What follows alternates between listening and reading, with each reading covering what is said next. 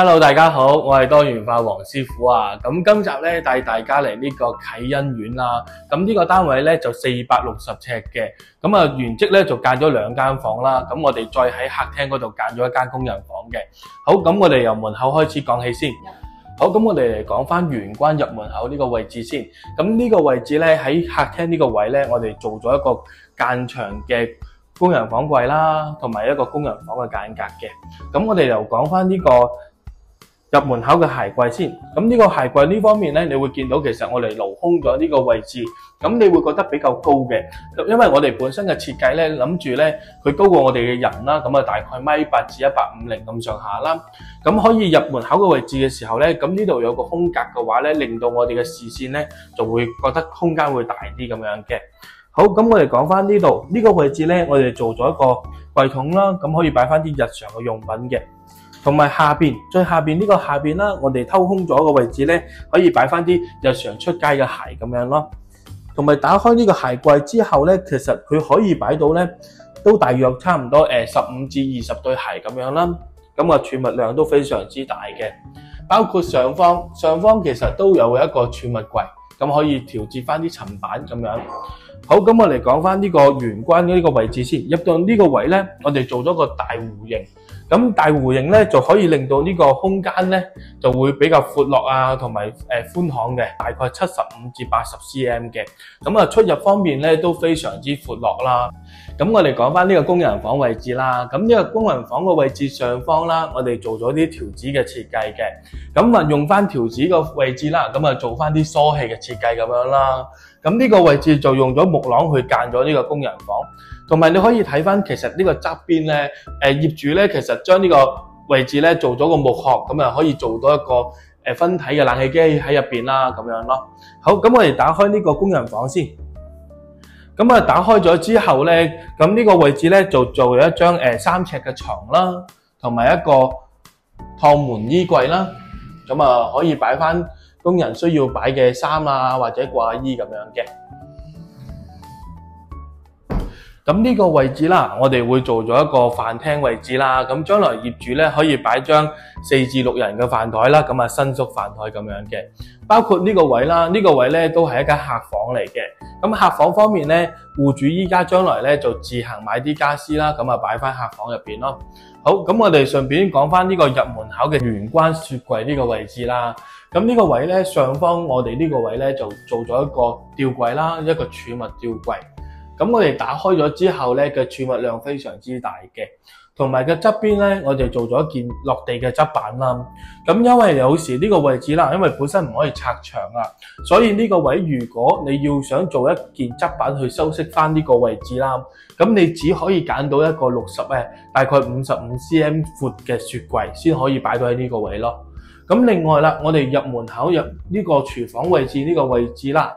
咁我哋做咗一個原木式嘅板材啦，咁啊做翻一個玻璃門嘅設計嘅，咁可以睇翻，可以做一個通透感啦，可以睇到呢個廚房呢個範圍啦。咁其實成個設計咧都比較舒服啦，咁包括地下係木色啦，同埋吊櫃係白色咁嘅設計嘅。咁我哋入嚟廚房睇下先。好，咁我嚟講翻呢個廚房呢個位置啦。廚房呢個位咧，我哋做咗個 L 型嘅櫥櫃，係啦。同埋 L 型嘅吊櫃啦，咁我哋講翻地櫃先。地櫃方面咧，呢個位咧，我哋擺放翻呢個洗衣機嘅位置啦。同埋呢個位咧，就會有一個大概55 cm 嘅星盤啦。咁將來呢個位咧，你都可以擺下啲飯煲咁樣嘅，非常之大個空間。咁呢啲下方面咧，我哋都可以做翻啲儲物啦，咁樣咯。包括好多其實好多業主咧都想擁有一個拉籃嘅，咁可以擺翻啲調味料咁樣咯。咁通常我哋都會按翻嗰個條件啦，咁啊做翻啲拉籃咁樣咯。咁講翻呢個位置先，呢個位置咧就會有一個櫃桶啊，咁啊做咗3個櫃桶咯，咁啊可以擺翻啲刀叉叉啊咁樣。同埋上面嗰個位置，上面位置咧其實咧呢個成個吊櫃空間啦都非常之大嘅。係啦，咁可以擺翻好多個儲物量咁樣咯。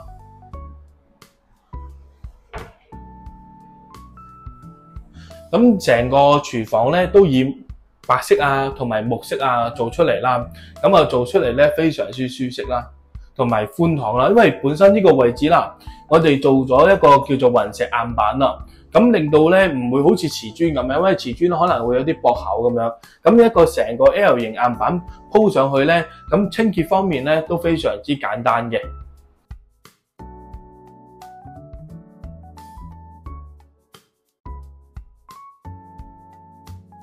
好，咁我哋嚟到廁所呢個位置先。廁所呢個位置咧，我哋做咗乾濕分離嘅。咁呢個位啦，咁呢個位置啦，我哋做咗個台面盤啦，咁又會有個地櫃咁樣嘅。咁呢個位咧，上方面咧，我哋做咗個鏡櫃啦。咁就因為我哋唔想成個鏡櫃嘅設計啊，想做少少弧形嘅設計啦。咁下方面咧可以擺下啲牙刷啊，或者漱口杯咁樣嘅，係啦。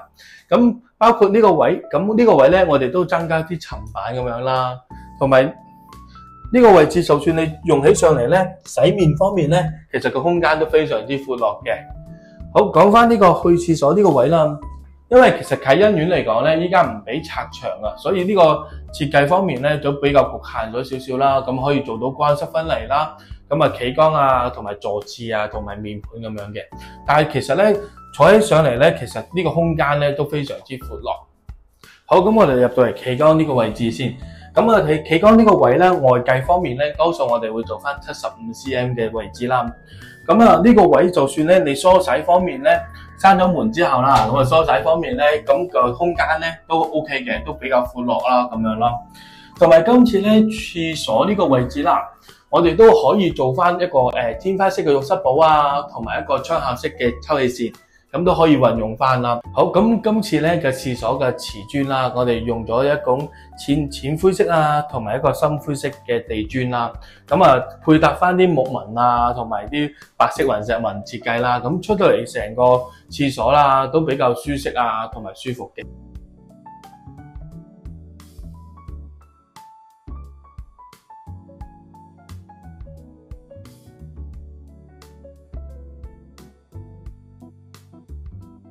位置啦，客廳呢個位置啦，呢個獅子櫃咁啊做咗兩個弧形嘅設計啦，同埋呢個位咧都做咗啲條形嘅設計嘅。好，咁呢個位咧，我哋本身戶主咧就想呢個位置咁啊做咗一個掛衣啦，咁啊掛衫嘅，咁啊可以擺翻啲出街嘅平時使用嘅褸啊，都會擺喺呢個位啦。同埋呢個圓位嘅設計方面咧，我哋都會做咗啲弧形嘅設計嘅。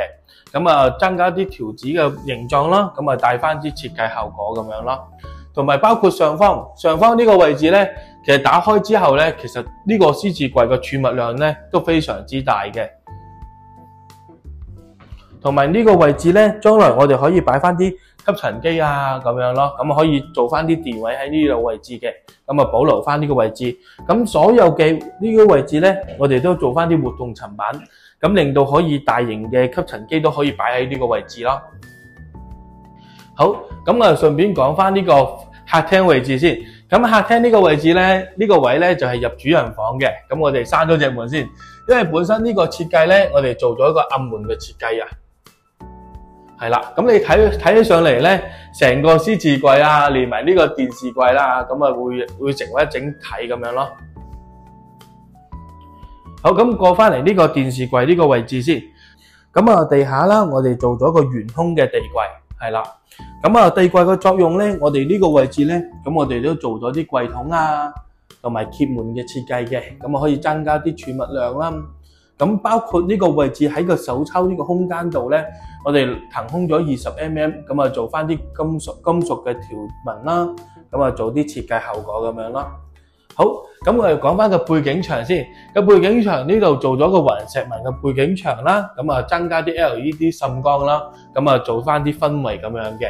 咁包括呢個位，因為呢個位咧好多時咧客戶都想做啲飾櫃啊咁樣啦，咁我就做咗個玻璃飾櫃，咁啊可以擺翻戶主嘅飾物咁樣咯。咁啊呢個位置都會增加啲 LED 滲光嘅。好，咁我哋講翻呢個位置先，咁呢個位咧，成個位置空間咧都非常之闊落啦。咁包括將來戶主可以擺一張3人嘅梳化嘅。咁喺呢個電視睇到電視呢個位置咧都非常之闊落啊，咁樣咯。好，咁我哋講翻呢個主人房嘅暗門先，其實個暗門咧連通呢個電視櫃呢個位置嘅，咁啊連通呢個背景板啦，咁啊做一幅整體咁樣咯。咁我哋打開呢個主人房先。好，咁我哋嚟到主人房呢個位置啦。主人房呢個位咧，做咗一組咧做全高衣櫃嚟嘅。咁呢個全高衣櫃咧嘅設計方面咧，我哋做咗啲一凹凸齒嘅設計啦，咁啊增加啲弧形嘅設計。咁因為今次咧有少少唔同，今次我哋咧就用咗啲明抽啦，咁啊方便戶主可以打開用啦，咁樣咯，唔係做啲暗抽嘅設計嘅。咁呢個位啦，呢個位咧，我哋做咗個弧形嘅飾物櫃，弧形嘅飾物櫃。咁你會睇翻啦，其實呢幅牆係咪粉紅色嘅先？咁呢個位咧，我哋打開咗之後咧，其實都係做咗粉紅色㗎，因為我哋想呢個位咧呼應翻，所以都係做翻粉紅色嘅設計啦。同埋下方面咧，呢個位咧都會有兩個櫃桶，咁啊呢度個床頭櫃。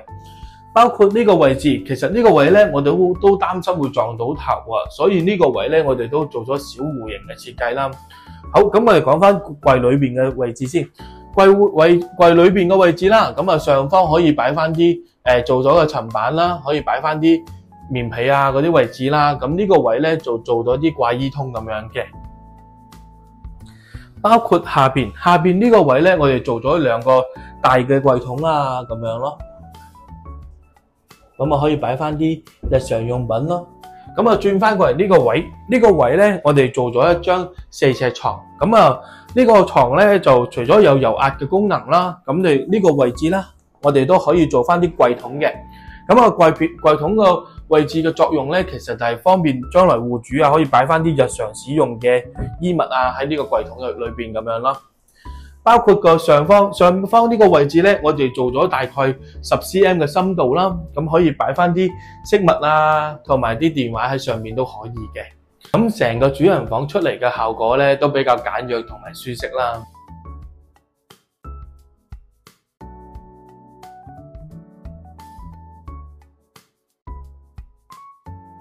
好，咁今集咧啟欣苑嘅460尺兩房單位啦，咁啊加埋工人房就分享到嚟呢度。